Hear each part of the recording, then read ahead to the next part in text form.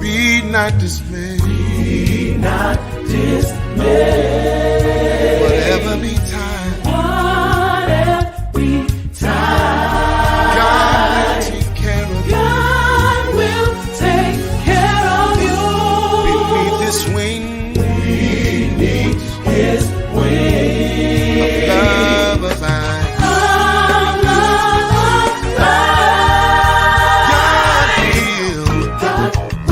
Take care of you. Take care of you. God will take care of you. He'll take care of you. Take care of you. No matter what. No matter what. Maybe the test. Maybe the test. I'm here to tell you that God will take care of you.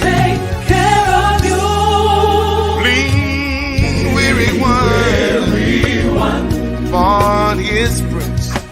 Upon His grace. God will take care of you. You don't have to care of you. I want you to know that God will take care of you.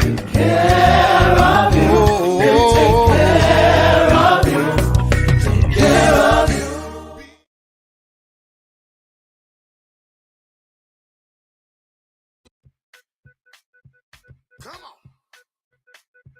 We're going to praise Him, y'all.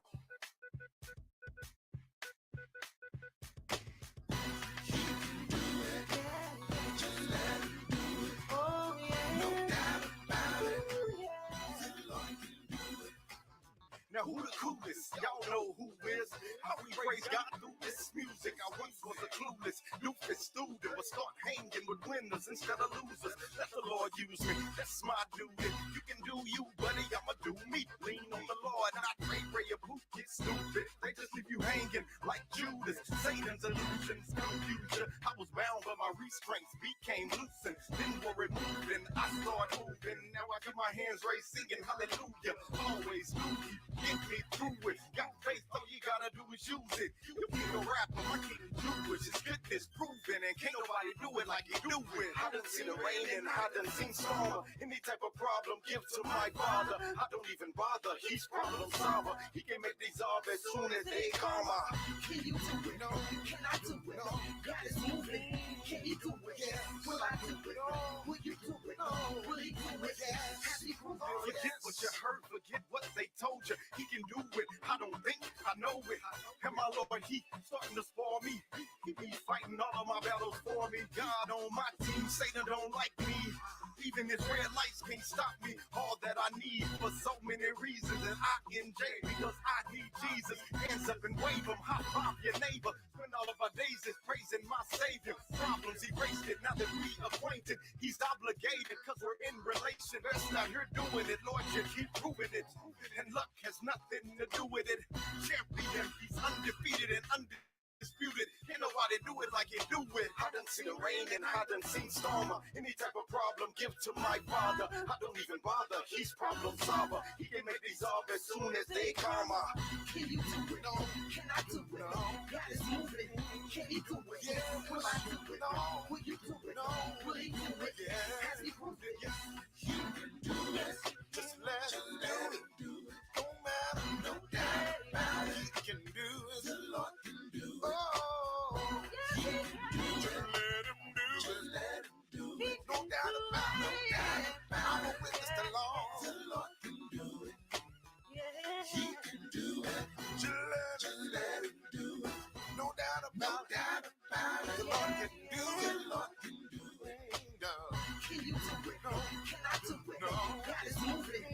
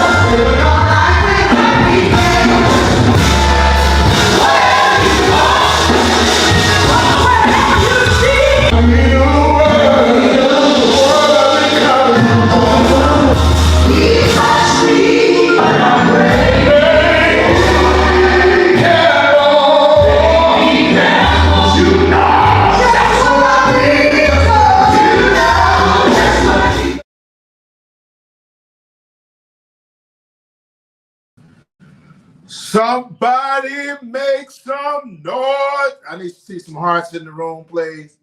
I can't come on till I see some hearts in the room, please. I can't show up till I see some hearts in the room, please.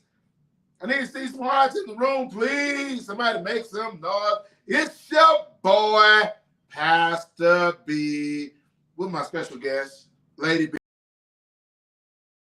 You ready, Lady B? You ready to get in the room? Ready to get in the room? I'm ready. Ready to get in the room? I was born ready. You got to talk a little louder. I was born ready. Put the hearts in the room. They put some heart. I'm waiting on some hearts. I can't come on the platform till I see some hearts in the room. And I need somebody to say, introduce it to the stage. It's the one and only Pastor B. It's the hat for me. It's the hat for me, too. Why is it like? Well, you know what season it is? The season, the preseason starts tonight. It's going down tonight, y'all. Football is back. All the people that's happy for football, make some noise, because I'm happy for football. We can tell. Listen. Football makes the difference. You know what, Lady Bird? And I got to see everybody who makes some noise in the room. Yeah, I'm. You know what? It's football season, and I know it don't go with my outfit, but this go with everything. And you see it. You see it. We see it. You see it. Mm-hmm. San Francisco 49ers them Niners are in the house. Come on. We getting ready to come in and cause some havoc. Super Bowl champs 2024. It's the one and only San Francisco 49ers. Woo. Whew. Got to make your own noise, Lady Blair. We are excited about football season, as you can tell. I'm not really excited, but I'm just kind of. No, you're not excited enough. Here for the ride. I'm here for the ride. You're not excited enough. But that's okay. I'm here for the ride. And that's what I have a problem with, because you're not excited enough for me. So listen, y'all. Happy Thursday. Happy Thursday. We're coming into a great weekend where we're gonna be doing a whole lot of things. And listen, I'm headed to Virginia Beach. I'm headed to Virginia Beach to the Place of Redemption Church to hang out with my boy and my sister, the one and only Pastor Maurice Yancey, Lady Crystal Yancey. I'm headed to Virginia Beach to come and hang out with my people. If you are in Norfolk, Hampton, Richmond, wherever that's surrounding Virginia Beach, you need to be with us. I will be there Sunday. I'm looking forward to seeing you on Sunday. It's going to be crazy because I'm going to be at the Breed and be in Virginia Beach at the same time. How you going to pull it off, Pastor Blair? You got to see how it's going to happen. You have to see how it's going to happen. Lady Blair, I'm so excited to be here today. It's football season. I'm trying to make sure everybody see my hat. The other piece is I had to wear a hat because I didn't shave my bald head. So, and let us see it. Oh no! Oh no! I think this is my new buddy, Pastor Justin Thomas, is in the room. Let's say hello to everybody, Lady Blair. We got some people joining. I see Lyric Blair's in the room. Hey, Lyric, she can't come to church. She'll get on this live. Hey, Lyric. We'll see Mother Doris Harris is in the room.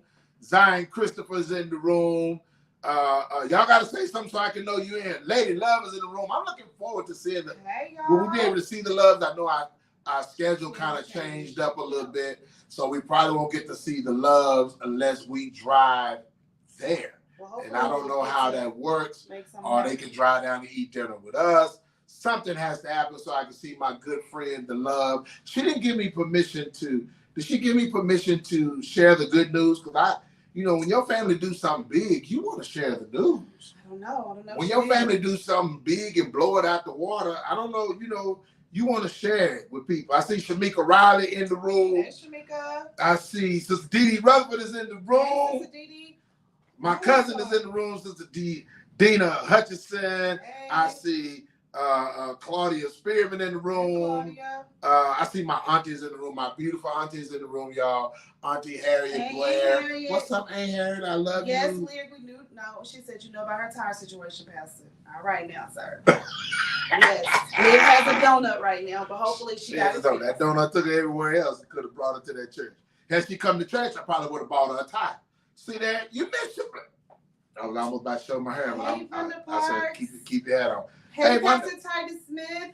What's up, Pastor Titus? Hi. Pastor Titus, got to get back in the gym, baby. My boy Keith and Bibles is in the Hey, room. Lady Keith. Blair, I know Hey. he really a fan of you. Hey, Pastor My- Marcus Harris. My big sister's in the room. Irma Hall is in the Hey, room. Irma. Pastor Marcus Harris is in Hey, the room. Pastor. What's up? That's my guy. Pastor Tony Lee. What? My Hey. boy Pastor Lee from Hey. Cleveland, Ohio. What's up, Hey. Pastor Lee? And Quietta Holly. Our What's sister. up, Hey, cute Quietta. Etta? That's my sister for real, y'all. Hey.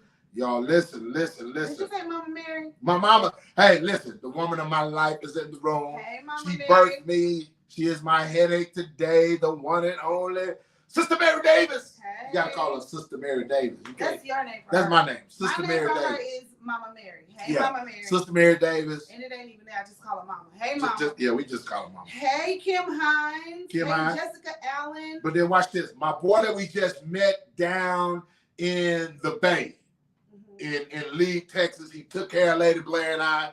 Him and Yes. Pastor Sheila. Pastor Justin is in the Okay, room. hey, Pastor That's my Justin. new buddy all the way from Lake Charles. Hey, Pastor.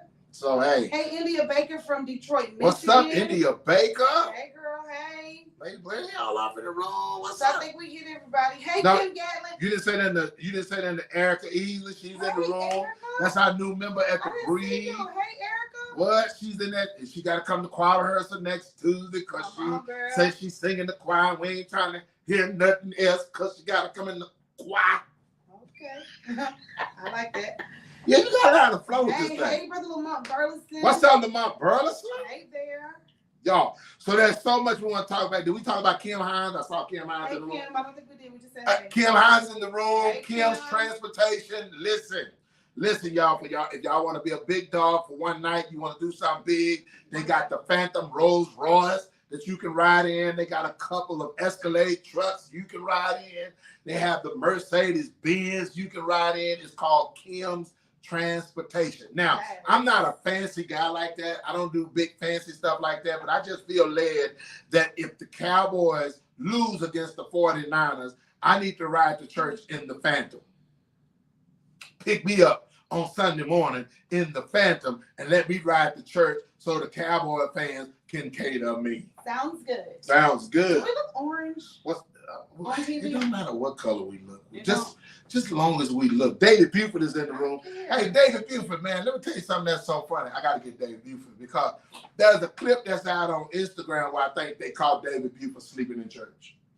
I know he's trying to act like he was slain in the spirit or up under the pile, but it's the way he moved that said, no, he was napping. Because he was like this, then he said, no, that was asleep. That's okay. I don't care. No, That's okay. he wasn't out. That's He okay. wasn't out. And now, what's up, Pastor Eric Douglas? We on our way to Hey, Lebanon, Pastor. Tennessee. Hey, Pastor Brother. That's my pastor. That's your brother. pastor brother. I love That's him. my boy. We going to Lebanon, Yeah. Tennessee, September the 14th. The Yeah. flyer will be out this weekend. I need y'all to be in Tennessee with us because it's going down at the Fresh Heart Church, Yes. 211 Market Street. With my sister Eris. I think I said that right. I tried to get the hook with my boy. Yeah, so David Buford. But that's okay though. That is okay. Now, David Buford was You- asleep. He And ain't he trying the to first say, one. no, he You're ain't not the first. one. But I just want to throw it out there because I'm his brother, I'm his boy, Let and me he tell was you. acting like his brother. Catch that. He was acting like his brother. And in service, Bishop Weiner was singing, and David Buford was like, it started out like this. Oh, I thought he had fell out in the spirit. No. Oh, he When was in his seat? when it came on, he was already in the seat. He was like this, and he did this. I So said, he "Oh, wasn't out in the Buford, spirit. no." Because normally when he out, his hands be out there, everything. Now I have a David question. Buford was asleep, I have and it's a- okay. I have a question. Yes, ma'am. So somebody prayed for him and he was out. He was No, just we don't know if in they his seat. prayed. Now I know what really happened that night. I don't know if, I'm just going to I say guess what I'm trying to ask is, I- was he? he was asleep, Lady Blair. Okay. We ain't gonna wake. That man was tired. That man had been in church all day. He had played a couple songs. He had directed the choir. He was doing some stuff. That man was asleep so hard, and the video camera threw him under the bus. And Bishop Weiner just went on, and Okay. Bishop Weiner's covered it because he went to singing. And when he sings, you just forget about everything that was happening in the service because Okay. he just does that. I haven't seen the video, so I don't know. But David, if you were just like, if you dozed off in service, that's okay. He said fake news. He was slain in the spirit. So, okay, so you were in the spirit. Somebody prayed for you and you were in the spirit. Is that what? Because I don't know. I haven't seen the video. But if you, either way, it's okay because you won't be the first person. People fall asleep in church all the time. And they fall asleep when they get prayer. Because a lot of people, they be down there for so long, they be embarrassed to get up. So they just be like, I'm going to just lay here. And then maybe nobody's watching me. And then maybe I'll get up. And they kind of fall asleep in the process.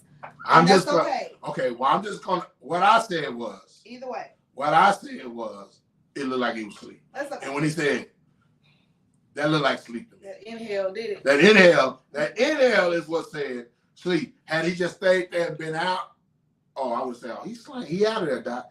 But that other part came in, and you know. That's okay, Brother David. You're an amazing musician, choir director. He said, don't follow your husband. Don't follow him. Okay. Tell your wife I said hello. Okay, so thank y'all so much for tuning in to Real Talk with the Blairs. Y'all know how it goes down every Thursday. Hot Topic Thursday. We're going to open up. We're going to have some discussions that's going to get a little extra. And again, this is Real Talk with the Blairs. This is where you have the platform to say what you need to say. Remember, all of us are from different background, walks of life. We all have our beliefs. But yet still, you know, your comment is your opinion and your thoughts. We just throw it on the table and just kind of hear some dialogue so we can learn. What I do, Lady Blair, I do learn some things from the conversation, just to hear how people think, to hear what people say. Pastor Mike Jr. Can we give it up for Pastor Mike Jr.? Woo-hoo. You know what? I heard Big and I heard the other song, and I don't know Pastor Mike Jr. personally, but listen, y'all. I think I'm a fan of Pastor Mike Jr. I am a real. Who's not a fan? Yeah, I'm a real fan of Pastor Mike Jr. I love his singing. I love. You know, I'm glad that he won so much on the Stellars. But you know what blessed me with Pastor Mike Jr., Lady Blair? When you let me see a clip that he made. Pastor Mike Jr. put a clip out on social media. And the clip talked about the kind of people that he pastors, the people that comes to him, and how he makes his stand and he stay true to what he believes, and he shares to his congregation what he believes, and he makes a stand, and yet the people still come and they still sit up under him knowing what he thinks. And you know, he asked a very important question that I thought was a great question. And I just want to say, if anybody know Pastor Mike Jr., tell him Pastor Blair is a fan. I think he's off the chain. Listen, hopefully one day I'll meet him and connect with him. I just love what he stood for, and I'm just want to say, what's up, man? Awesome. But Lady Blair, there's two things we need to talk about. Let's do the easy one first. It's back to school Thursday. Everybody's back in school. How do you feel, Lady Blair? Well, not everybody, but people in our Okay, well, this is what I want to talk about, because I know this is happening in the state of Texas. I don't know what's happening in Detroit. I don't really know what's happening in Tennessee. But in the state of Texas, they have made a law to where schools have to have an armed officer in every school in the state of Texas. Every school, elementary to high school, there has to be an armed officer. And what I would like to hear is the feedback from the people. What's up, Bishop Jones? My boy celebrated 2 years the other day. Throwing it down. I want to hear the feedback of how you feel about this new idea with the school system. I was supposed to start today, but I'm trying to prepare to travel, get some stuff done. Time just wouldn't let me go into the school system today. So I want to know, Lady Blair, how everybody feels. Zion says, and I'm going to be looking down because I got to work the computer, as Lady Blair will look up and talk to you. All right. Zion says, was this not a thing before, because my school had about 3 of them? No, they made it mandatory now. With the thing in Uvalde, they made it that mandatory that there would be armed officers in the school. So I'm a little conflicted, but I want to hear what everybody is saying. My mom says, Lord, I'm nervous. I should have read it before I clicked on. That is a great idea. Or let the teachers care. My mom be like, oh, somebody need to be caring. Do you think my mama hood? My mom said, hey, either they care or let the teachers care. if I was a teacher, I want to carry them. I go bust the cap, mama. You see, that's why they won't let you be a teacher. She just want to protect the students. That's it. Pastor Douglas says they have armed police in their schools. Oh wow! Yeah. Wow. Said it's necessary. It's necessary. Absolutely. Okay. Let's see what my cousins say. I think it's great that we have an officer at school. Okay. So here's my reservation. This is me. Okay. Again, this is Hot Topic Thursday. Everybody has their own opinion. Here is my reservation.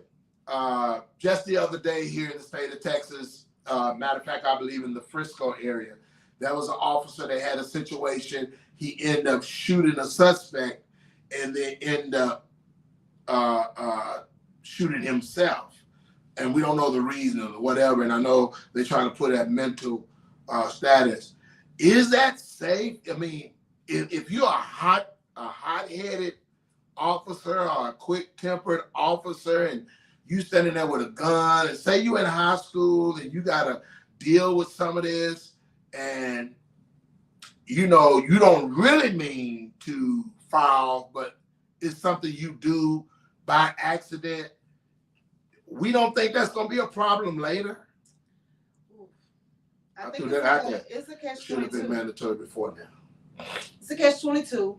I'd rather them have it than not have it. I think the odds with, you know, the police officer being a hothead and actually, you know, committing a crime, the odds are very slim. But I think it's best to have them than not to have them. Okay. So, I mean, whatever happened to when I was coming up in school, we didn't have armed officers at the school. That's because y'all had paddles. No, we was bad. We were bad. But y'all could get paddled. No. But we didn't have armed officers. We did have what was called salt and pepper. Do anybody ever remember salt and pepper? Did y'all have salt and pepper? We had salt and pepper, and the reason why, this is also fun. The reason why it was called salt and pepper, it was a black and a white undercover officers that would go to, and they had them to go to every school. If anything went down, the school would call, and immediately salt and pepper was at the school, and they would handle whatever situation that was going on. Yep. They would handle if they need to come take you out of the school, if they need to come remove you, it was whatever. And we knew if they were on the premises, something was up. Something was up. And they were called salt and pepper. He says, Lamont says, great idea, but I believe the officers should have special trainings, interaction with parents, students, and staff. I do too. Yeah, you know, that would make me feel a little better. Sister Didi, we had truant officers. Mm-hmm. Absolutely. We're getting older and older, Sister Didi. We had salt and pepper. Y'all had truant officers. If we go back, Mama, what y'all have in Turtle? What y'all have in Turtle? Mama said we had to walk to school. I remember salt and pepper, they stopped me and my brothers from fighting a lot of schools. Yeah, they should have, because y'all were terrible. That just means it's time to go more in depth with the officers. Look at the complaints history. See, this is what yes, Shamika. It determines that if they are good, fit for public. If they are, because what's going to happen is I think we're going to have some trouble.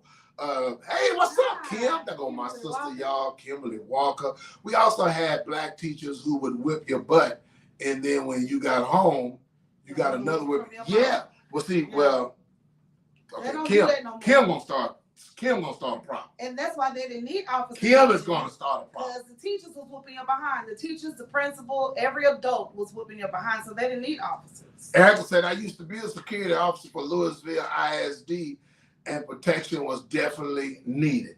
You know, I would say this. You know, I subbed at Crowley High School, and I subbed in some 8th grade. I did a lot of subbing, and you know, one of the things that I felt, and I guess I'm a different kind of person. Yes, I encountered some students who will challenge you. They're going to challenge you. But I think the rebuttal and how you respond to them also will cause them to see, okay, I'm not playing and I'm not scared, but I want to redirect this to try to make this work try to deal with us a different way. When I first went to the school, they asked me, what you gonna do if we jump you? That was the question. On my first day, the boy said, "What, Pastor Blair? What you gonna do if we jump you?" Why was that my first question? Why did the man have to ask me that? What you gonna do if we jump you? And I looked that boy straight in his face. I said, "Man, I got some news for you. You're gonna die." I thought, "Man, you're gonna die." He was like, "What?" I said, "Yeah, because while they hitting me, I'm gonna grab you and choke the life out of you. I'm gonna choke you so hard while I'm laying on top of you taking this whooping. I'm gonna choke you, and when it's done, I'm gonna go to Harris Hospital. You going to Tree of Life, and we're gonna all be fine." Done. From that point on, you had no problems. I ain't had no problems. Everybody thought, hey, I was good. They was good. It was whatever, So if y'all jump me, y'all ain't got to worry about it. I'm a sub. You jump me, don't even worry about it. I'll be back tomorrow. And when I come back, I'm coming with an army. I'm coming back with a whole army of folk, a whole bunch of old guys, and my cousin, them and them brothers. We coming back. Guys. We coming. I'm gonna get them old guys. We coming back. Okay. So watch this. Let's see what Zion says, Lady Blair. I saw Aunt Bravo come in and say something. Did I see her? She said we had Mama and Daddy taking charge. Yeah, we don't have that no more. I remember Salt and Pepper. They were shady though. They were shady. They were. The guards should be mandated to talk to a counselor at least to do an assessment of their mindset. David, good statement. Good statement. Design start out by saying child. Yeah, it's like a... Oh, child, if a teacher even thought about whipping me, I'm automatically laughing. I respected all my teachers, but let's be for real now.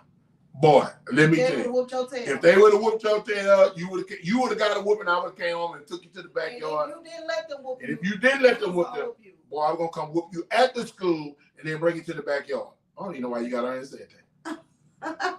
I think the school system messed up when they took disciplinary and prayer out of school. Absolutely.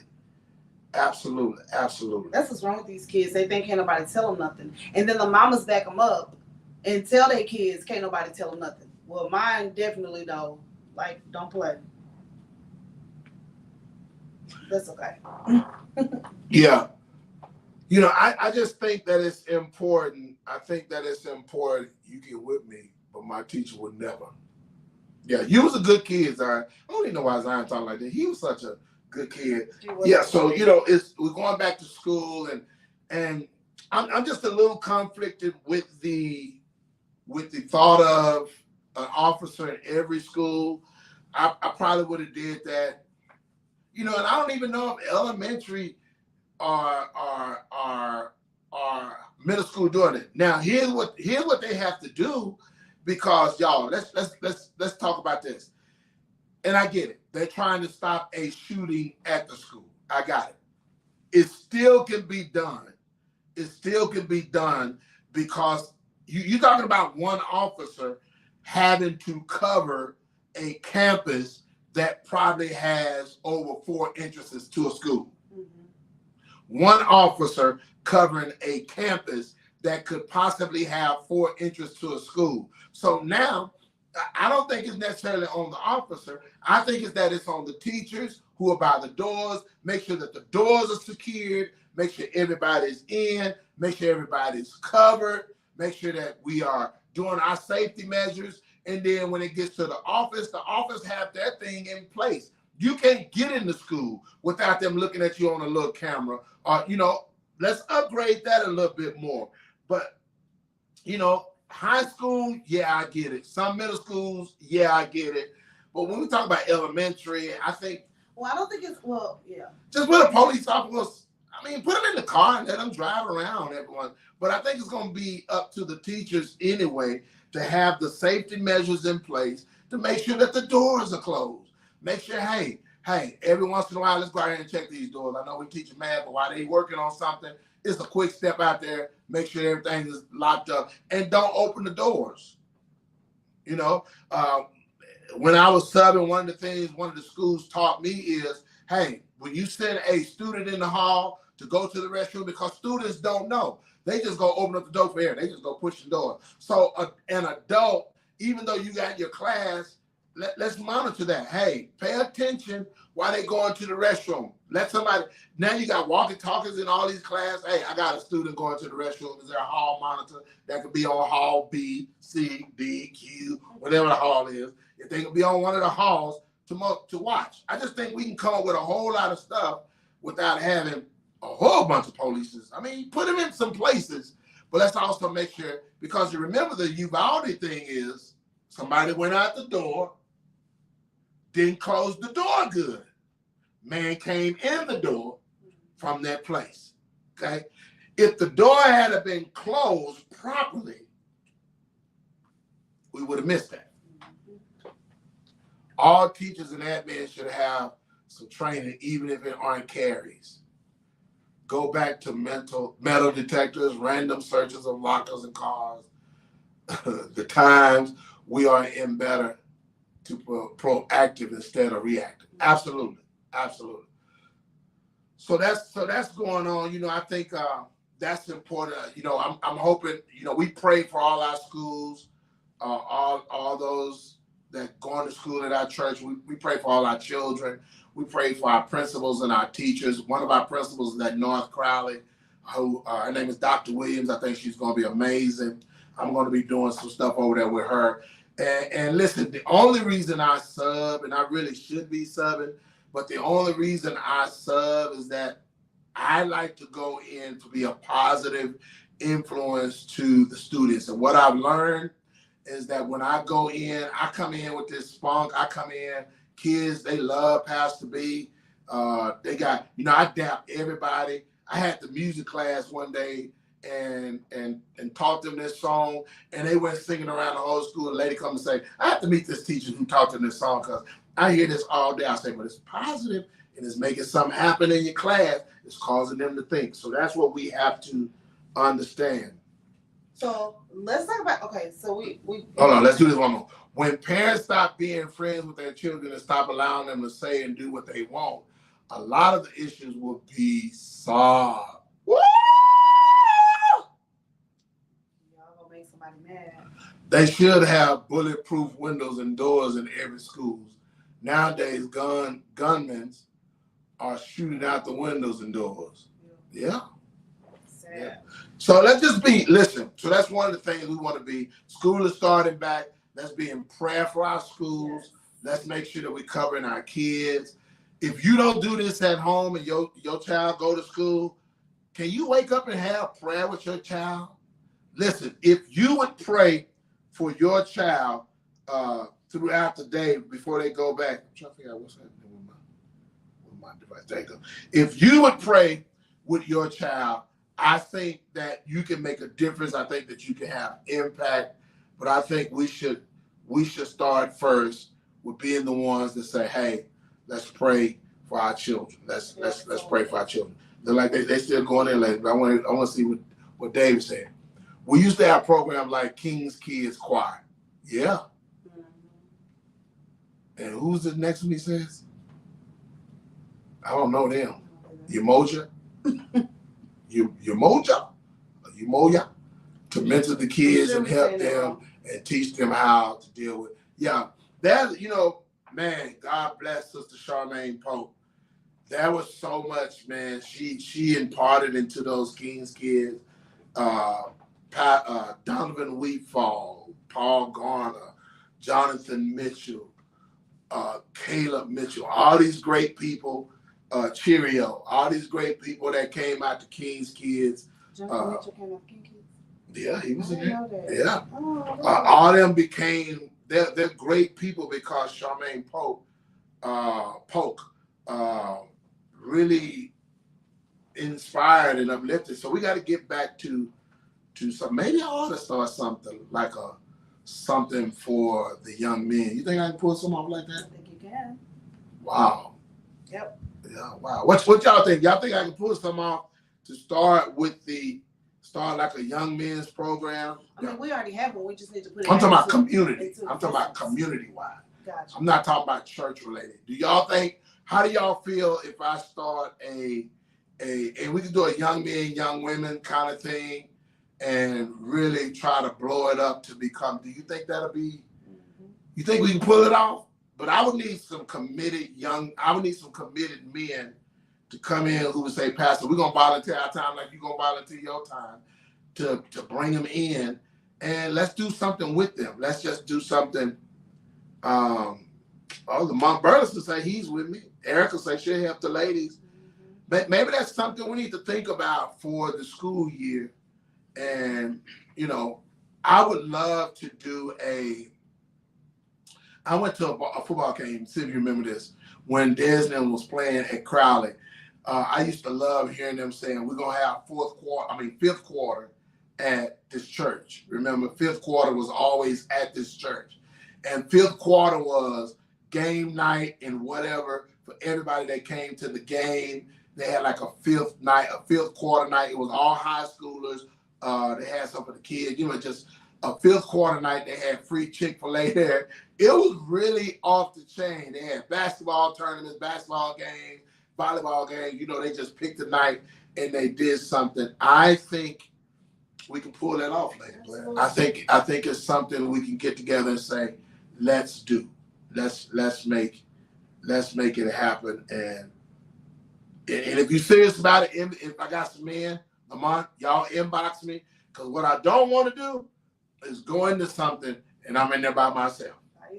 I don't want to be by myself, and I want to blow it up. I want to make it happen because, Lady Blair, we can teach our men how to tie ties. We can teach our men how to fish. We can teach our men how to play dominoes. We can teach our men how to play cards. We can teach our men how to treat a young lady on a date. We can teach there's so much that we could teach our young men, you know, have basketball tournaments within the group that we have basketball tournaments, give them something, go to their games that they're playing in their schools. I just told a young man in my church yesterday, I said, hey man, and this is just something I'm really ready to do. I praise God for singing and all that, but I'm ready to be so involved in the community in this assignment and really building and winning that I said, hey, I want to go out and I just want to be a part of the young people's lives that's coming up. We always talking about games. We always talking about what they do and how they do it and all that.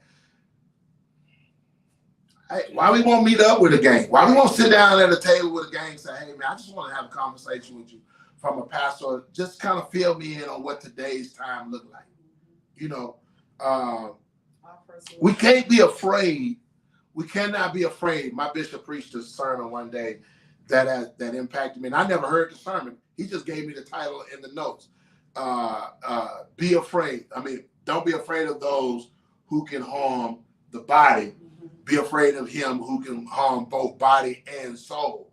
And he went to preach his message, don't be afraid. And I just sat there. When I hear him talk, I was like, wow, wow, wow. So let's don't be afraid to go in the environment. Let's just go. You know, you got to have wisdom. You got to know when to go. Don't go off of there trying to send them to hell right off the bat. And man, y'all going to hell. You going to go to hell? This hell? No. You got to learn how to go in there and have that conversation, man. Open up a platform where you can literally have conversation. There's somebody you know that knows somebody else who knows the big boy. Mm.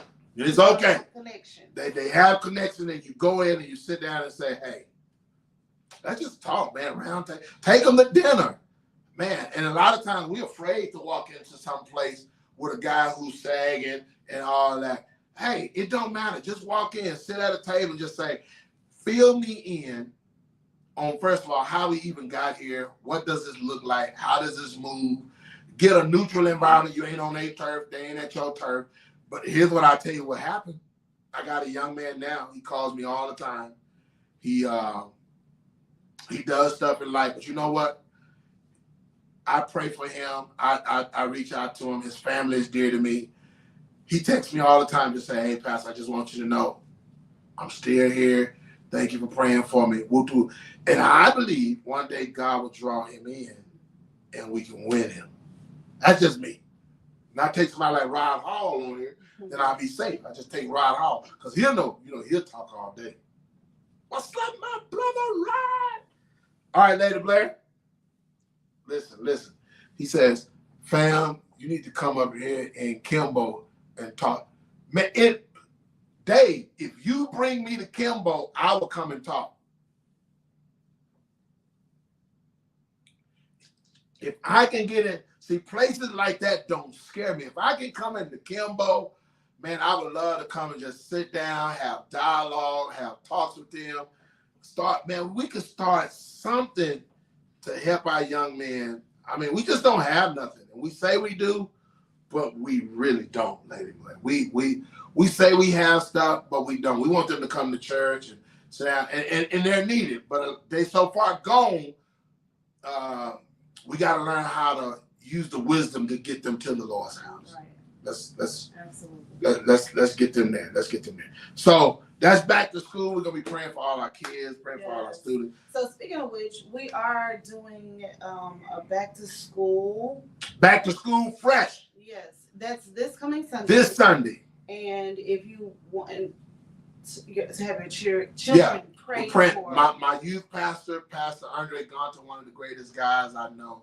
He and his wife, Lady Nika Gonta, we call her Youth First.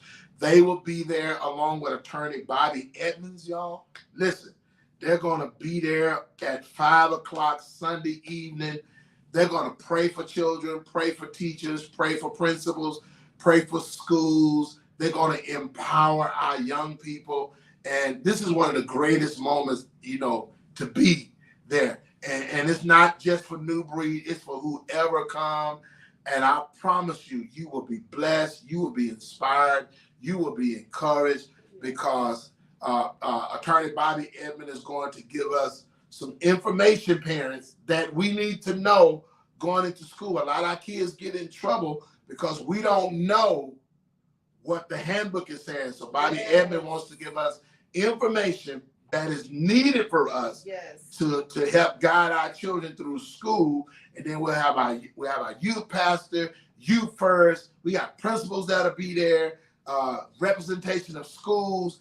And listen, it's just gonna be a good moment. And hey, be fresh. Come to this service in your Jordans. They got Jordans on the fly. Come to the service in your Jordans, your Nikes, your Adidas, your Under Armour, whatever you wear, whatever is going to be fresh for you, come, and we're going to pray for you. If you're an athlete, we're going to pray that no injuries come up on you. If you are a debater, we're going to pray that you excel to the highest level you can, debating whatever you have to debate. You're in the spelling bee, and you know you good and you can spell. Don't feel bad. Show up at that church so we can lay hand on you so you can go spell that word. What's that word they always telling people to spell? Nobody can say. Kaja, let's touch something. Supercalifragilisticexpialidocious. Say it again. You know I can't say that. Supercalifragilisticexpialidocious. And I probably said it wrong. Hey, but can you spell that? Of course not. Of course I not. Can't even say it. Supercalifragilisticexpialidocious. Somewhere in there you start speaking in tongues. Bring them so we can pray over them. And also, as you said that, I think the most important thing, not the most, but one of the most important things that we can do as parents is to have the knowledge in the handbook. Everything that's you need to read your school's handbook. So when they try to go against, when they try to put your kid out of the school, different policies and things like that, that's in the handbook. You can't arm yourself if you don't know. Something happened to one of our kids, and thank God we had a counselor in our school. She said, go read the handbook and find out where the loophole is or where they didn't do what they were supposed to do. And lo and behold, there was a situation that they made a decision that was against the policies in their handbook. And so I was able to not get out of that situation, but to deal with that situation because I read the handbook. So I would strongly advise parents, read the handbook.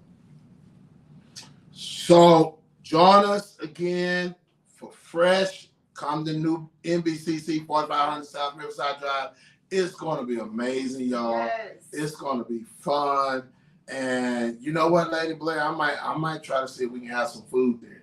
I got some food. You got some food. Yeah, let's feed me. Listen, so be there this Sunday at 5. Get your children prayed for. Have some fun, games, giveaways, and all that kind of stuff. Let me tell you something. Now, I don't know how many parents we have in here that you've just recently sent your kids back to school. But here's the question. Maybe we have some teachers. If we have some teachers, some educators, principals, counselors in here, I have a question, and I need an answer. Why is the supply list so long? There is no way possible that one kid Needs 6 tissue boxes.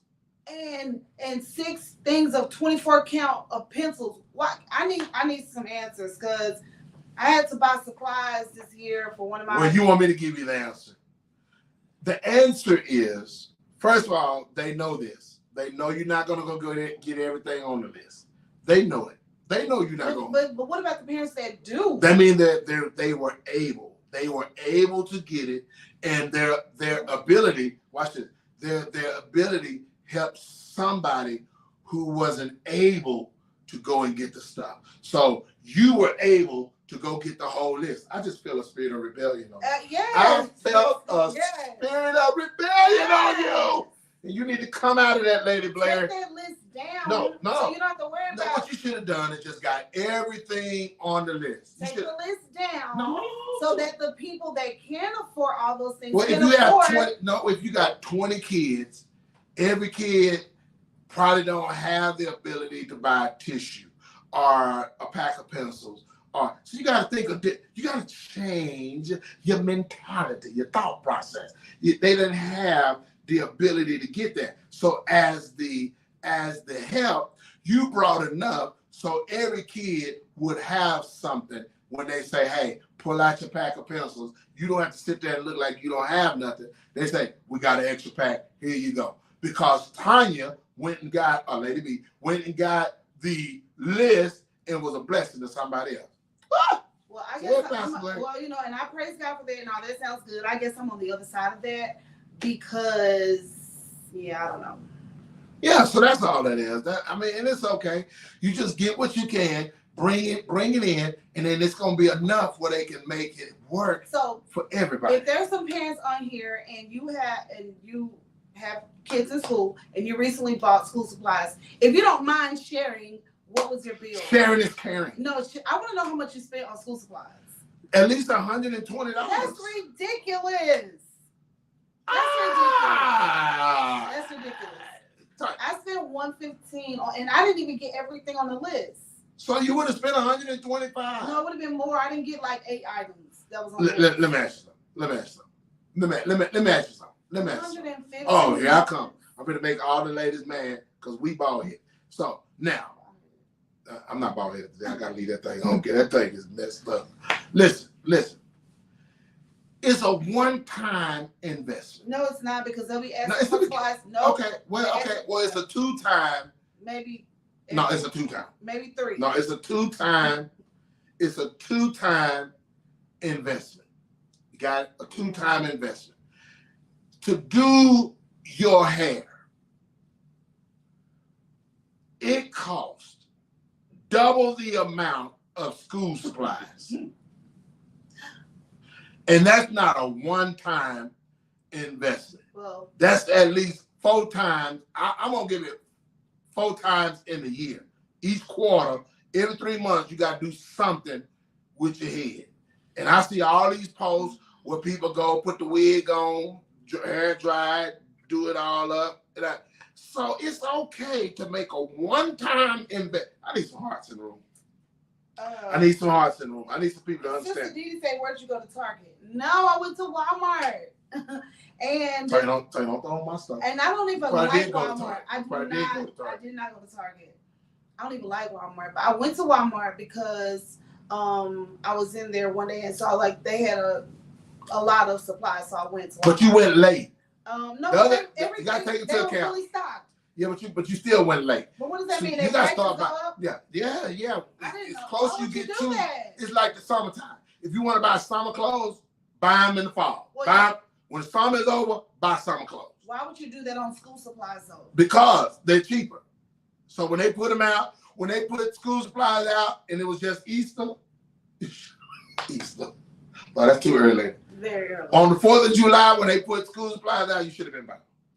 So yeah, I was just trying to understand like why they asked for so many. They asked for 3 boxes of tissue.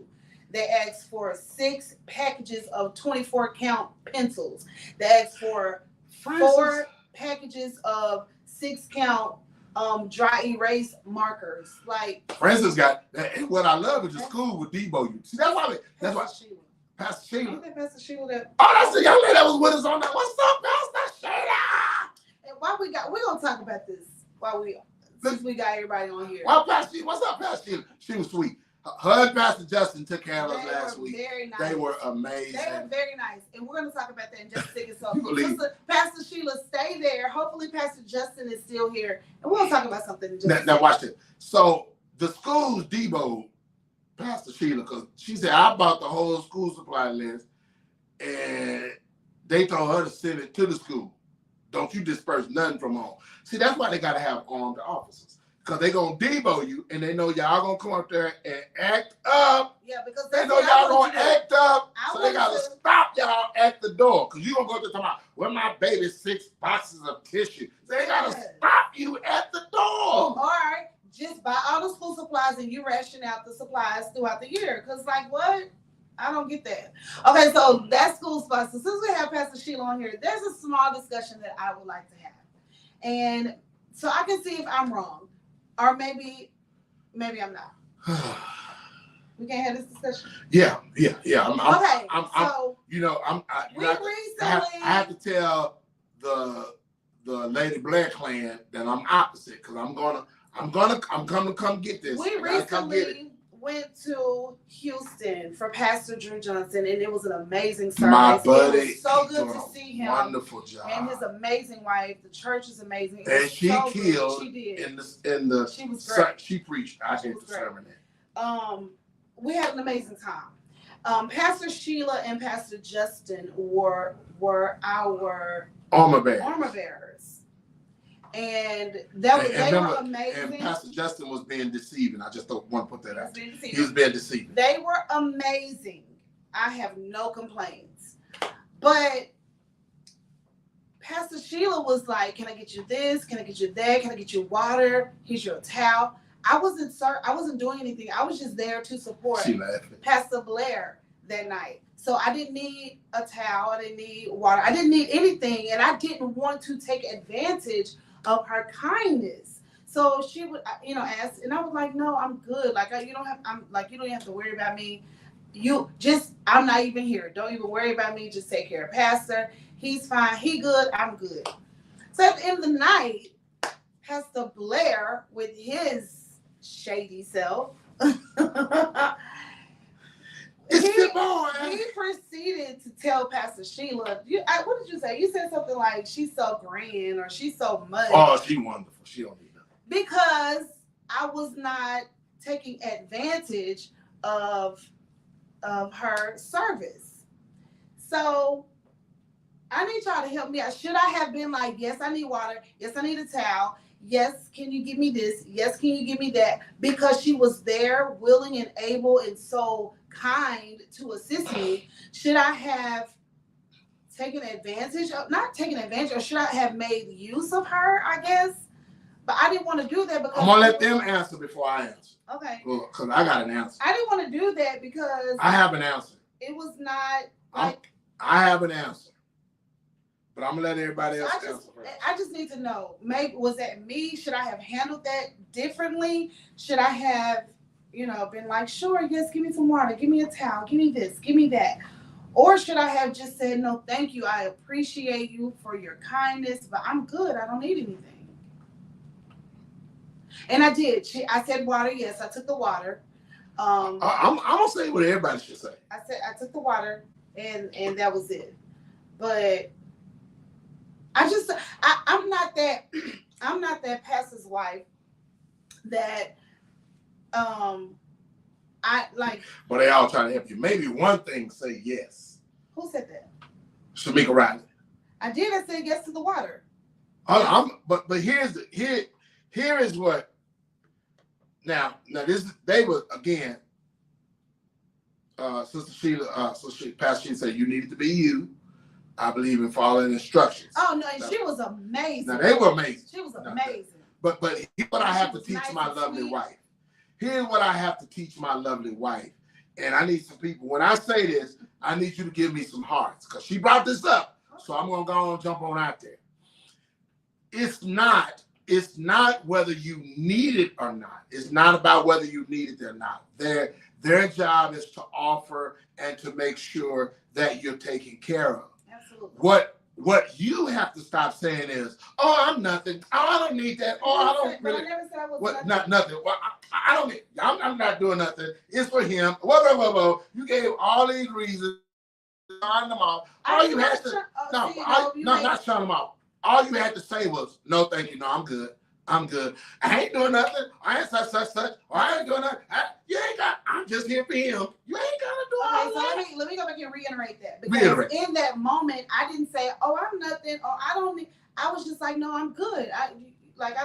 I'm not doing anything. I'm good," because I didn't want her. I wanted her to, enjoy the service, and so I was like, "No, don't worry. I'm good. Thank you." I was very appreciative. Hopefully I showed my gratitude. She was amazing. I mean, I have no complaints, but I guess I'm just asking for myself.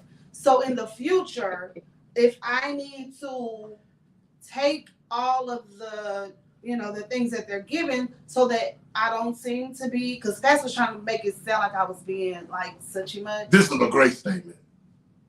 What'd she say? Sometimes you can insult the person that's trying to honor you. That's fair. That's fair. So it's not about whether you need it. She said, I make it sound so bad. So let me make it sound right. It's not about, I just think if it was me, I probably would have stopped asking you anything, because every time you did say on several times, even when we got back, I don't know why y'all trying to give me stuff or whatever. I didn't say it like that. Well, just say how you say it. I'm going to always say it wrong. Say it how you said it. So I think you got to make the statement, because everybody's not going to understand. You got to make the statement. I don't remember what, but I was just like, I don't need anything. But you can't, again. But I get it. Thank you, Sister Didi. I get that. People are on assignment, and they were on assignment. We could have said, no, I'm going to drive out. We drove down, we can drive our car. I got in the car because they were on assignment. Absolutely. And when people are given the assignment, they have to be found guilty of doing the assignment. I get it. And if you don't need the assignment, it's okay to say, no, thank you, I'm good. That's good. They're not offended or anything by that. But, you can almost, and I'm not saying they did, you can almost come off as, it's a little nerve-wracking to you. It can almost come off, in just my opinion, if I keep asking you, I don't need nothing, I ain't doing nothing, Hopefully I didn't say no, it. She didn't say it. I'm saying hopefully I didn't say it with that energy. Whenever I was asked if I needed anything, hopefully I didn't say, I didn't have that energy. Hopefully I didn't, because that wasn't my intention. But I just really didn't want her to be bothered with, where you're not worrying about me, because she was doing her job. I just didn't want to. I wanted her to enjoy the service. You just got to be mindful of the rebuttal. Yeah. As everybody's saying, just say, no, thank you, I'm good. And I did. I said that. I said, no, thank you, I'm good. You don't have to worry about me. I said that. I want you to say everything. I'm good. You don't have to worry about me. I'm not doing anything. I'm just like, I was good. No, and I think just I here said for the that. pastor. And I think I said that like after the third or fourth time. And I was like, no, because I really wanted her to just relax, enjoy the service. I'm good. But Pastor Sheila, I appreciate you.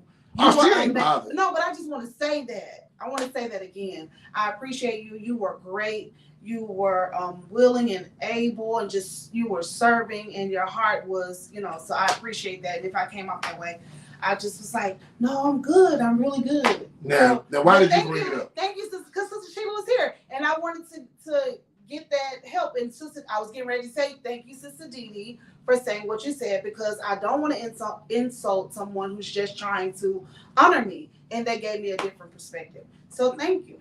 That's why we brought it up. Well, had you been doing your real assignment as my armor bearer, then we both could have said, I don't need nothing. Lady Blair got it. So you said I want your armor bearer? You were my armor bearer. You didn't carry my bag. That's because Pastor Justin. You didn't help me change. You went up there and sat down. Are you kidding me? You gave me a shirt. Here you go. My armor bearers don't do that. Who wiped your bag? Me? We got no towel. I wiped it with your shirt. Really? Yeah, you didn't do good though. Are you And I was insulted for me driving you all the way down there. And you didn't drive me. Anyway. So You gotta be a better armor bearer if you're I'm gonna go going service. to do better. You gotta honor me a little better. I just be wanting people to enjoy themselves. But I get it. I get it. She said, but you were doing something. You were serving your great job. That's Aunt Barbara. Hey, Aunt Barbara. Aunt Barbara. I was serving my husband. You weren't serving your husband. But I want to say, and we started a great relationship because again, and here's where Pastor Justin was deceiving. And this is a good thing. Right. This is a good thing, not a bad thing. Pastor Justin never introduced himself as Pastor Justin, but he introduced Pastor Sheila as Pastor Sheila. He just walked up to me and said, hey, I'm Brother Justin. I'm going to be serving you tonight. Is there anything? And we're low maintenance. We get it. There are people who require a lot of attention. We're low maintenance. We're low maintenance. And they took care of us. They were wonderful. Then I'm sitting at the table at the repast talking to the pastor. I'm sitting there talking to the pastor, and y'all know me, I'm terrible with names. I remember faces. But I knew Brother Justin because when people are a blessing to you, you remember them, especially at that moment, right? Like I remember Sister Sheila when I saw her. I was Yeah, like, when you saw, yeah. That's because she was a blessing. Yeah. To me. So he says, yeah, man, and Pastor Justin was so I said, hold on, Pastor. I didn't meet Pastor Justin. Who is Pastor Justin? He said, your driver. I say, he like a real pastor? He a pastor for real? Like a real pastor? He like, yeah. He pastored a church in Lake Charles, and he installed Pastor Sheila as pastor. And I'm mad. Now I'm feeling some kind of way because even though what I've learned, he's not a title-driven person. I love it. He's not a title-driven person. But I'm a person who respect the office of people, and I would have called him pastor the entire time, you know, because he was a wonderful brother. He never came off as I'm a pastor, yeah, you know. And he didn't do nothing to make me not think he was a pastor. It's just that he was in the capacity of an armor bearer. And I said to him that night, I said, man, I respect you. That's the stuff I do. Yeah. And I get it. That's the stuff I do. And it started a relationship. And now they're hanging out with the Blairs on Real Talk. See? Great people. I thought he was going to be in New Orleans. I got smart. I called him and said, do you live in New Orleans? I need to drive up because he was just great. I know I could get there and get back because I trusted him. But so we do want to say thank you, Pastor Justin and Pastor Sheila, for your service. And they laughed so hard. We had an amazing time. So before we close out, there's one more thing I'd like to talk about. I don't know why you do me like this. I'm with you. We're great. Come on. And I'm hungry. Okay, that I am too. We have not eaten. I had a little bit of salad. Okay, hold on.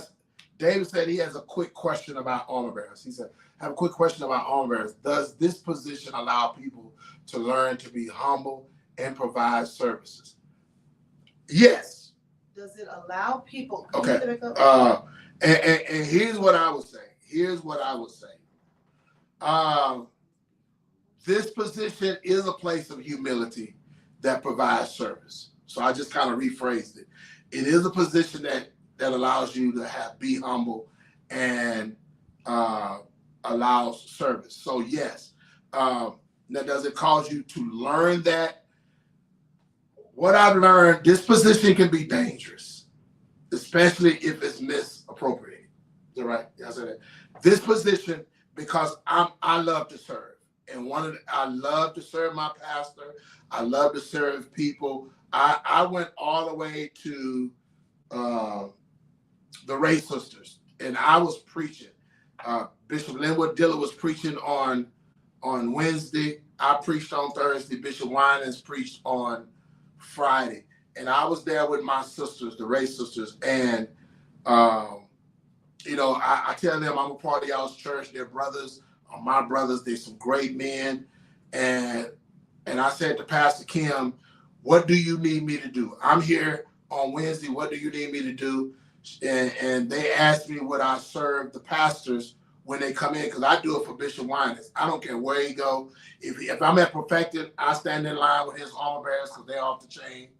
And I just believe in serving other men and women of God. It's okay. It doesn't diminish who you are. It doesn't it doesn't slight your anointing. And on Wednesday, Bishop Linwood Diller couldn't understand it. When he got to the hotel, I was there. I met him in the lobby, gave him his keys, walked him up to his room, took his bag, said, Bishop, if you need anything, I'm next door. I'm a phone call away. My time is your time. Whatever you need done, I'm here to get it done for you. Just let me know. He's like, oh no, Pastor, you preaching tomorrow? I said, I'm not a pastor till tomorrow. I'm not the guest speaker till tomorrow. Today, I'm your armor bearer, and my job is to serve and to do what you need to be done on behalf of my sisters. And I did all the way up till the car came to pick him up to take him back to where he was going. And then on my day, Lady Blair flew in, and I'm gonna be honest, she's my armor bearer that night. She's like, okay, I'm gonna serve you. And then Pastor Denise became my armor bearer. And I felt, and I know when you feel some kind of way, because I was like, Pastor Denise, you can't drive me. You can't serve me. She literally drove, picked me up at the airport. She didn't use Courtney. She said, Pastor, you serve everybody. I'm going to serve you today. And I felt so uncomfortable, but I understood when you're secure in your anointing, that's what you do. Then my bishop flew in, and I tell everybody, when my bishop fly in, and all the pastors are like this in our fellowship, when our bishop fly in, whatever he wants done, it is my job to get it done. He wants to go eat downtown Chicago at a restaurant, and we was an hour away. Bishop, tell the car, take you to go eat downtown. I am on my way. My wife didn't let me serve by myself because his wife was in town. She said, we both going. We both got to go serve our leaders. We drove an hour and a half in traffic to go and get the bishop. And then when I got him, I didn't rush him. Hey, take your time. Do what you need to do. Eat. When you're done, we're ready to go. I'll get you back safely, because serving, titles still require serving. Just because you have the title, it doesn't exempt you from the service. And which means that if you're a bishop, there's a bishop over you. Serve your bishop. But we got this thing so messed up, David. Hey man, you got me on a tangent. Can you explain his question? Ask him. His question. Yeah, I said humility. No, what was his question? Do you learn from being? Quick question. Does this position allow people to learn to be humble? Yes. So is he asking, does it allow the armor bearer to learn to be humble, or the person that they're serving to learn? It has to be the armor bearer. Oh, okay. Oh, well, I have to take it as the armor bearer. Okay. Because he's talking about the position of the armor bearer. Okay. And the reason why, I just want to be clear that I understood the question, but I've seen arrogant armor bearers. Well, that's why I was getting ready to say this position can be taken in the wrong context too. Yeah. Because armor bearers become arrogant when they feel they have the position that nobody else can do. And then they feel entitled to take the ownership of the person. Yeah, and be territorial. I've seen armor bearers that are territorial of the person that they're serving, and that's dangerous.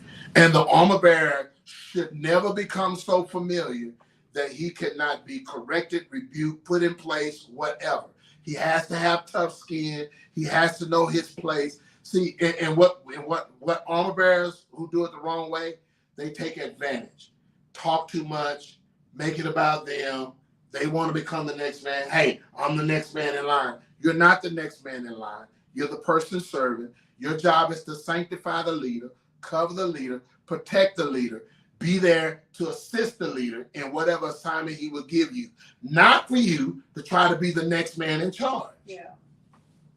Yeah. That's dangerous. Yeah. But them armor bearers take their position because, again, especially if you're serving somebody who has a high status. I've seen some arrogant armor bearers. If they have a high status, no matter how close I am to Marvin L. Winans, Bishop Marvin L. Winans, I would never be at an equal place with him. Mm-hmm. Never. He will always be at the position of my pastor. And I've learned him so that I know when I can laugh and when I can be who I need to be and laugh.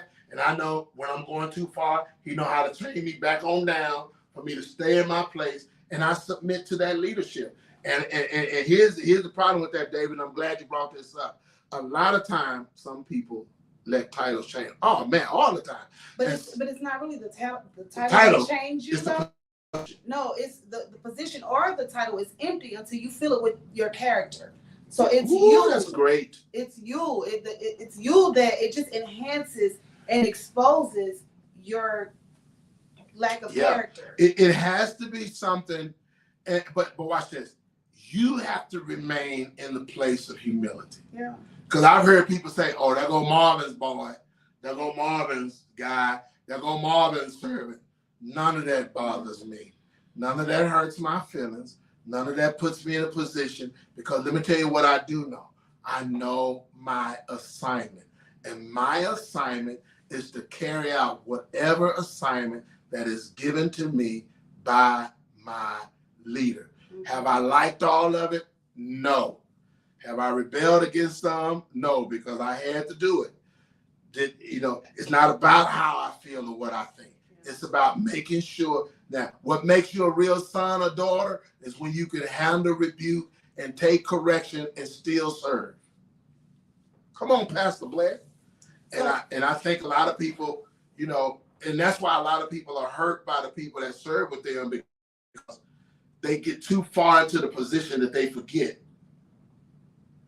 No. Yeah. No. You too far in there. Yeah, I think you should definitely have the grace, the anointing to be an armor bearer, because if you don't, you can easily tiptoe over into some dangerous territory. Now let's be fair to the armor bearers. Some of these leaders are the most. Oh, absolutely. Some of these bishops, pastors, superintendents, doctors, whatever their titles are, they are the most. Absolutely. Because you should never treat a man as if he's your slave. Yeah. And I got a problem with that, David. And I know you're going to holler with me on that one. Hey, it's a privilege. As Justin said, it's a privilege to serve. But don't take advantage of people's privilege. Don't treat them like, didn't I tell you, get over here and get this bag? It's like, man, that man grown. That man grown. And you are belittling him in front of church people, in front of family. Cut that mess out. Yeah. Cut that mess out. I mean, you the bishop and all that, but you got to be careful. Man, these are still God's people that God has set up to serve you. So don't treat them like they, hey, yeah, that's a bad situation. And some of these guys, some of these bishops and all these people get too high. I'm gonna say it, I don't care. They get too high and too full of themselves that they treat you like, hey. And then when you trying to learn their heart, you trying to learn their character. Now you stepping out of place. At some point that's abuse and it's bullying. Yes. Say thank you. And you got to be careful, because you might get somebody like me. You get to talking crazy. I be done flipped and let you know what, man. I'm gonna just backslide and gonna punch you in the mouth. I think it's important that when you have people serve you, that you say thank you. Absolutely. Show them that you appreciate. Go get. Say, can you bring so I don't have armor bearers. Well, you gotta say why you don't have armor bearers, because you don't throw that out there like that. Like, I don't have, because I don't want armor bearers. You don't want them because when you had them. No, Lord. I don't want, because people can be territorial. Like Zion said, you can't be mad when somebody else wants to help the person that you serve. That's doing you a favor. But people can be territorial. People can, so I don't have the mental capacity for it. But I just think that whenever somebody does something for you, you say thank you. Even though they're serving you, you say thank you. I appreciate it. You don't say go get me, or call them and say, hey, brother Johnny, do this, do that. And that happens. I appreciate the men at my church that serve me. I really do. Yeah. I have some great men that will bend over backwards, and not just their armor bearers. My deacons, go crazy. I got some great men, and the reason why I have great men at my church that serve me, that don't mind taking care of me, is that once they learn your heart and they know you really care, they don't mind doing whatever. Absolutely. There are times when I say thank you. Reese just popped on. Reese Harrison. We hired him to be security for me at the church, and he went from security to being an armor bearer. He does both, and they don't mind because, again, not only do I appreciate what they do, but I know how to handle it. I know how to talk to them, and they know if I need them, I say, hey, no, I need y'all in place. I need y'all in place right here. Absolutely. No, I need y'all here. Okay, there have been times I have to rebuke them. Don't do that. Be careful. But hey, some stuff is done in private. Some stuff now, Reese stay in trouble because he's Reese. Reese. But I wouldn't trade Reese in for nothing. I'll take Reese anywhere with me. And my guys love me and I love them. And I'm just saying to pastors that are on here, and I don't know why that's such a big thing that you just gotta have somebody. But yeah, because I think they have the serving part as far as carrying your Bible and getting you water and but can they pray? Yeah, but are they really bearing your arms, or do they pick you up in the spirit? Are they interceding for you? Like, that's important. I don't need you to carry my stuff if you can't pick me up in the spirit. If you're not praying for me, if you don't feel what I feel in the spirit, if you don't have a burden for ministry, or if you just don't carry the burden of responsibility, it's more than just carrying a briefcase and my Bible, and driving the car. Yeah, it's more to it than that. Going to sit at high tables. It's more. It's bigger than that. Yeah. It's bigger than that. And the thing is, there are people who don't care about titles, don't mind serving. My youth pastor showed up in my office during our Kingdom Builders Conference and said, "I'm on the armor bearer team. I'm serving." He did a great job. And he served the pastors and killed it. Yeah. Killed it. No problem. No hesitation. He killed it.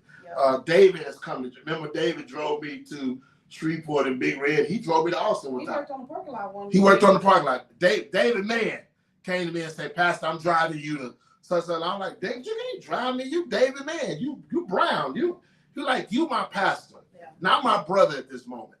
I'm driving you." People who don't care about titles, and can I be honest? This is gonna bless about 13 people. I need to see some hearts now. Pick back up my phone.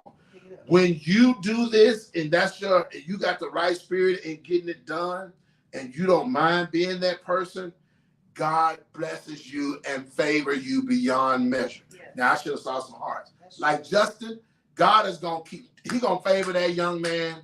Pastor Sheila gonna favor them. Reese gonna favor them. They're gonna walk into favor because when you take care of God's man and your heart is right and your spirit is right, and you're doing it for the right reason. You're not doing it for self-gain. God is gonna take care of. My daughter just popped in. My kids serve. When there's no armor bearers, y'all, I hate to say it, but that little Zion, he'll come in. Dad, I got you. What you need? I got it. Zion be meaning business. And Zion be meaning business. I be like, Zion. Zion. He got that from his mama because I used to be an armor bearer. You used to be an armor bearer. Yes, and you did. Yes, you did. A great armor bearer. And it's okay. We teach our kids serve. So. And I appreciate our people. Even Kim, when Kim going out, Kim was with me during the whole time of convocation. And even though Kim gathered, she on here, even though she was doing the sound, she was rocking with me going, rocking with me coming back. Okay, Pastor, I'm with you. Let's go. Claudia, in that car. Let's go. We're going to serve. We serve. It's okay to serve. Just keep the right mentality. Keep the right spirit. Kim Walker said she coming to help you and Lady B. When you coming? Kim Walker, while you playing, I'm on my way to Sam Walker's to start a Bible study in September. I'll call you. Now, I know you can't leave St. James because that's, Church of Life. But you can come help me on Wednesday start this Bible study because you know Bible and you know some word and I need you. Listen, it's been real. We didn't get to talk about Alabama. Well, that was the last thing that I was going to talk about. You done took all that time. We can't talk about nothing else. No, we got to get off. It's almost 4:30. Listen. We got to talk about Alabama later. No, because it'll be too old then. It happened. Like, you can't talk about it next week. Yes, we can. It'll be over next week. From the perspective I'm coming, we got to talk about Alabama. We got to let it die down. It's probably a little too soon anyway. No, so next week, y'all join us. We're going to be back on Real Talk with the BLAIRS. We're going to deal with this Alabama. And all I want to know is, did Alabama change the mentality of our people? Did it put us in a different place? Did it put us ahead? Did it put us ahead? Did it set us back? Did it make us more crazy? I'm just trying to figure out what did Alabama. And the lady on that's going across social media that slapped the man, that hit the man, the black lady that hit the older white man. Listen, I'm like, y'all is out here doing the most. Yeah, you know, hey, you give us an inch, we'll go too far. We'll go too far. So listen, it's been real. Lady boy, I enjoyed the show. I really did. Thank you. I really enjoyed it. Can you feed me? No. I really when I say stuff like that, everybody be like, Pastor, you can't feed lady. Do I feed you all the time? Not all the time. Most of the time. Is this one of the most of the time on? I need this to be one of the times that you foot the bill. Okay. We're going to Cheesecake Factory. Tonight? No. I don't want to eat that heavy. Just need a little snack. So guys, join us back here. Like Kim said, that's her swimming over. Lord have mercy. And they was talking about that little boy didn't go to work.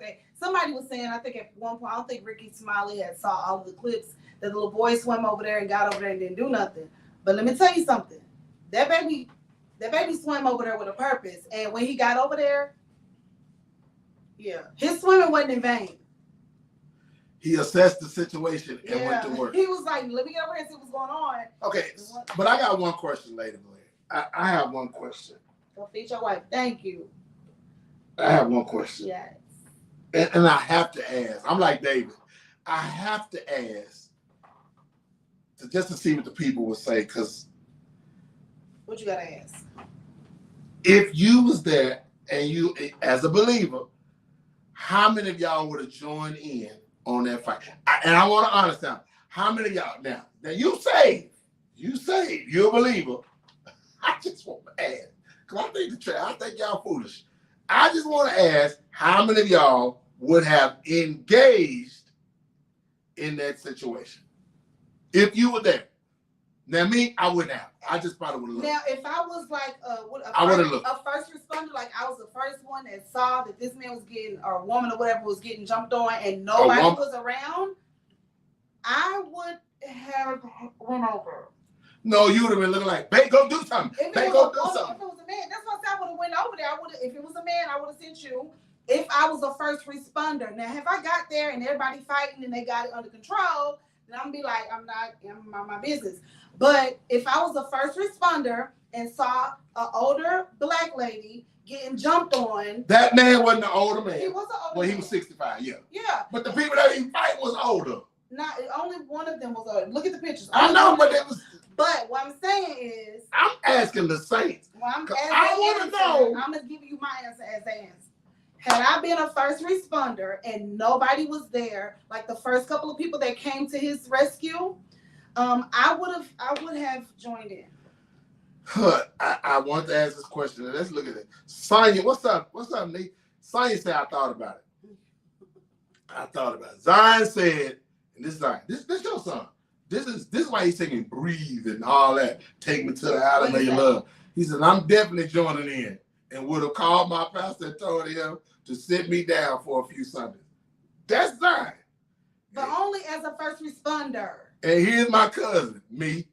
And I started laughing because I know you. Still saved. I know she would have been out there.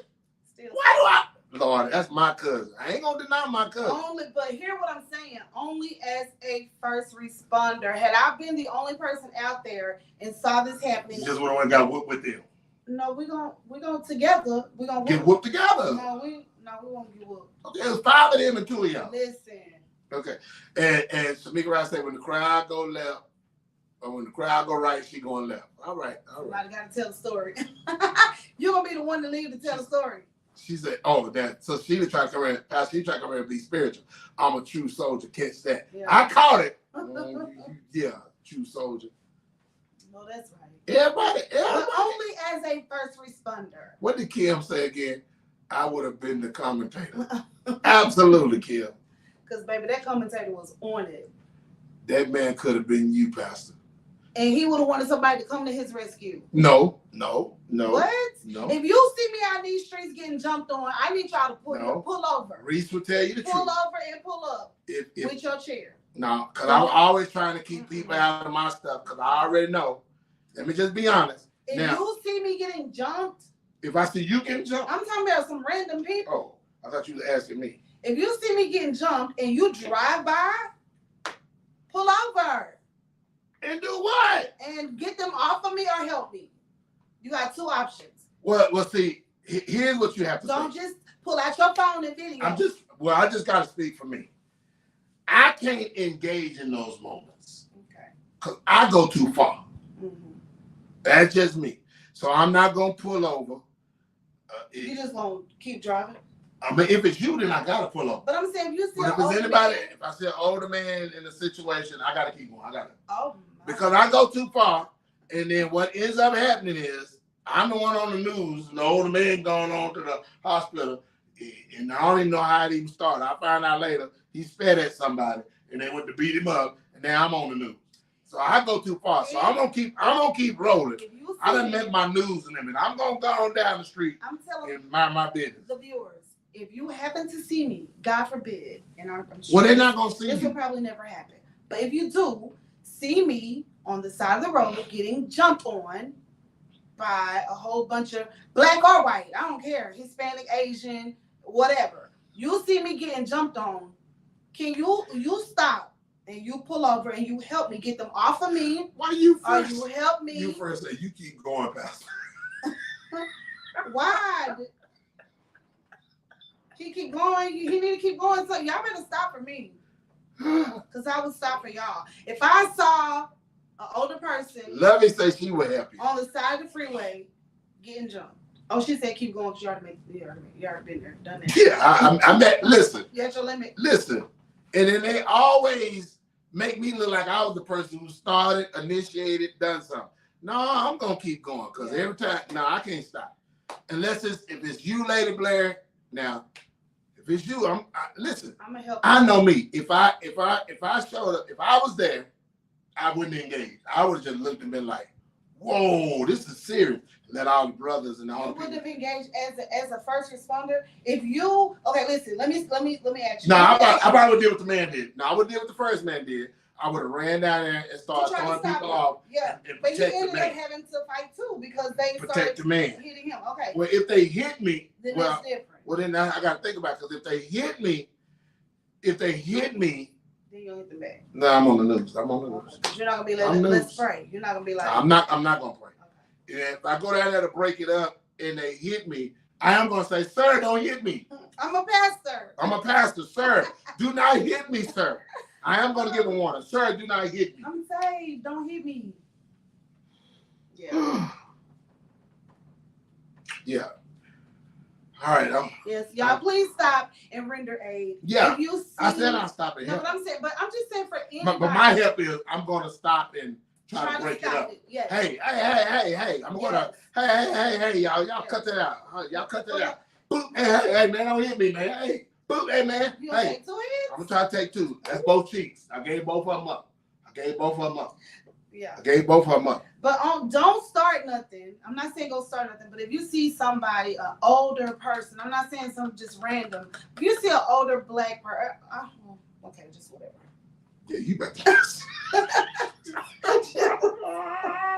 it. You about to mess up. Listen, I just think we gotta pray. Yeah, don't just. I just think we gotta pray about it. Just pray about it. Just gotta pray about it. Listen. Now, there are times when you can have reason. Like now, if that was Bishop Winans, oh, you'll fight with Bishop. boy, I'd be out there getting in it. Cause I know he gonna see. You gotta understand. If it was you, Bishop Winans, my kids, if it's any one of my kids, Bishop Winans kid, family, I gotta help family. But just a random person, I gotta be mindful. Now, if Bishop Winans out there, I'm gonna be all right because I'm gonna be all right. Bishop, I was taking care of you. So when I go out there and go for broke. When I go out there and go for broke, I got a reason. Cause I'm, and people know. Everybody on here probably saying, "Yeah, I can't get in there because once I get out there There's some fighting people on here. Like my cousin Dean, I knew she was gonna get in. She gonna get in. She ain't coming to stop nothing. No. She ain't coming to say, "Hey, stop." She coming in with them hands, and I hate to say it. She got some. Only at the beginning. She gonna come off there going for broke. Only at the beginning. Only if it's an older person getting jumped on. I'm gonna try to stop the situation, but if not, I'm going to render aid, and I hope that you do the same. One lovey buoy, Lord have mercy. I'm gonna get off here because all this is gonna take me down. Lovey Bowie said, I'm gonna put it up there because I don't want to take a walk and beat the bitch. She said, I'm gonna take my walker and start beating the people. At that point, everything becomes a weapon. Like that's what I used to tell my kids, and I'm so glad that they never had to use it. Now I will say this. You get into a fight, now I will say this. You can pick up and use it. I will say this, and Claudia's gonna be mad, and I'm gonna cut it off right here. Grab, scratch. Tina said, stop putting my business in these streets. But I just knew she was going. Anything I knew she was going. Nothing is off. But I'm gonna say it like this. So Claudia was mad that the man hit the woman with the chair. Mm-hmm. Right? I was mad. Mm-hmm. I was like, everybody get hit with the chair. Mm-hmm. Because at that moment, I don't see gender. I don't see male, female, boy, girl. He should not have hit that lady with that chair. I popped everybody. She wasn't even fighting him. Bad. I don't care who get it. Just go hit everybody. If you 5, you classified as a midget to me. No. You're a grown midget. Don't say that. So anyway.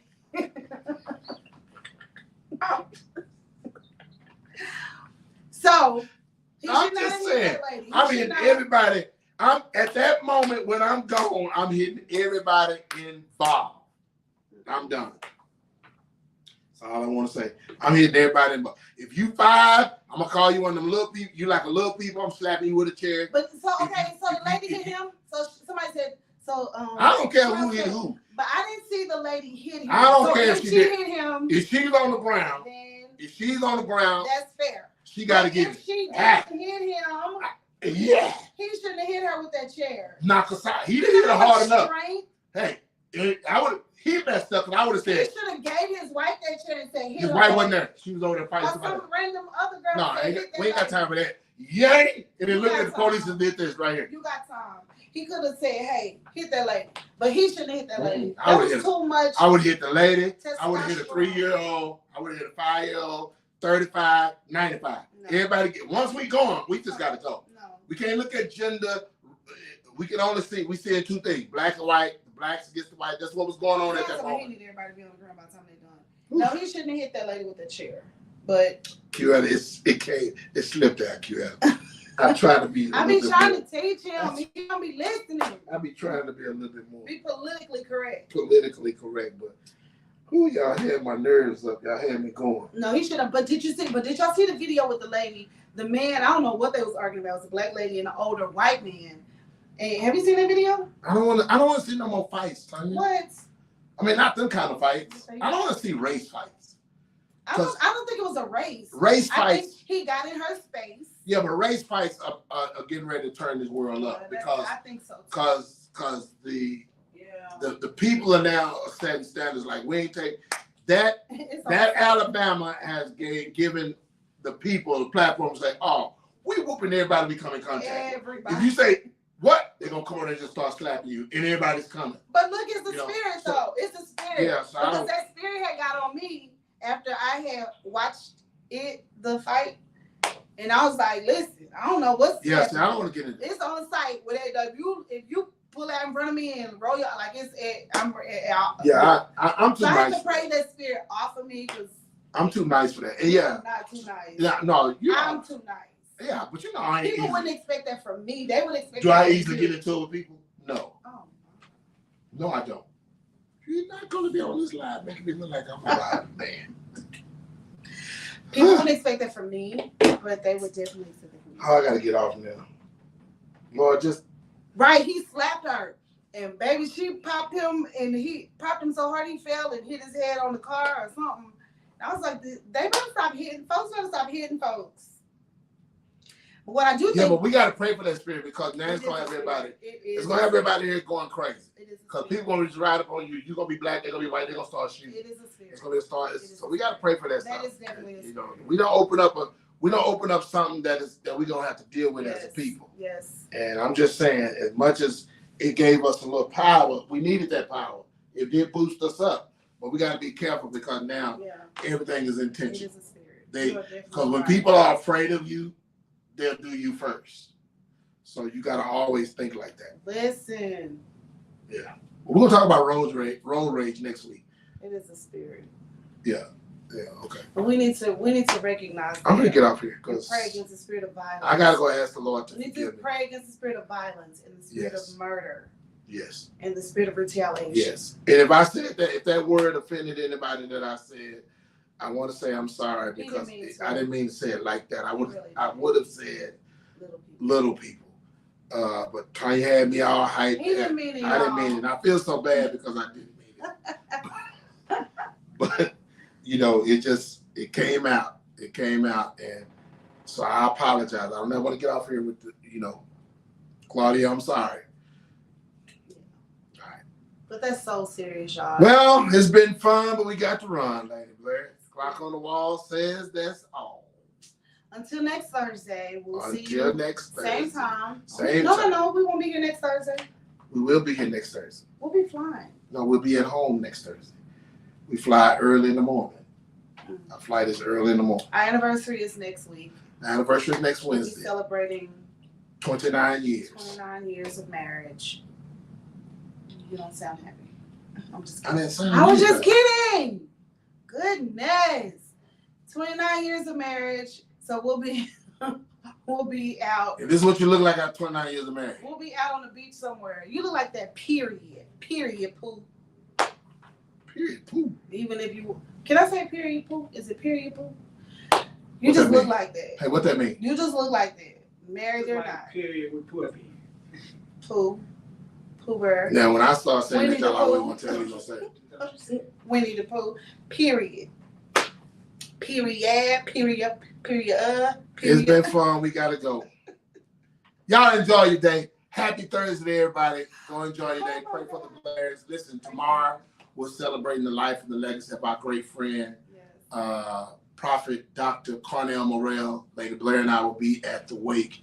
Let's be in prayer for Lady Tosha and his family, his children, as they lay him to rest this weekend. So we want to be in prayer for that family. We also want to be in prayer for my good friend, Minister Darrell Scott in New Orleans. I'll be there Saturday to lay my friend to rest.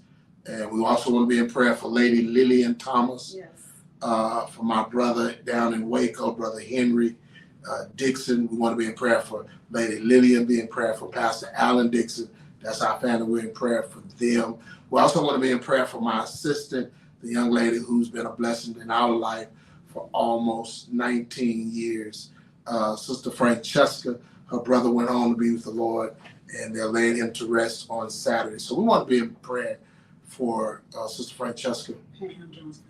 Oh, listen, and then I have to be in prayer for a young lady who served in my church for at least 2 to 3 years, Sister Pam Jones. Lord, that's heavy. On next week, we'll be laying her to rest, but she served at our church for years. I want to say this with all laughter. Lord is up to you.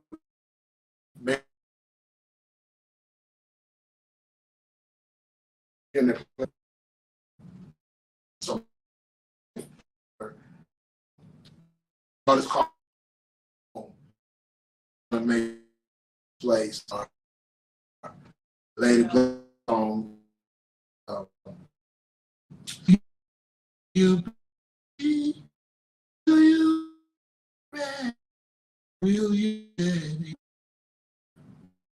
Next one. Just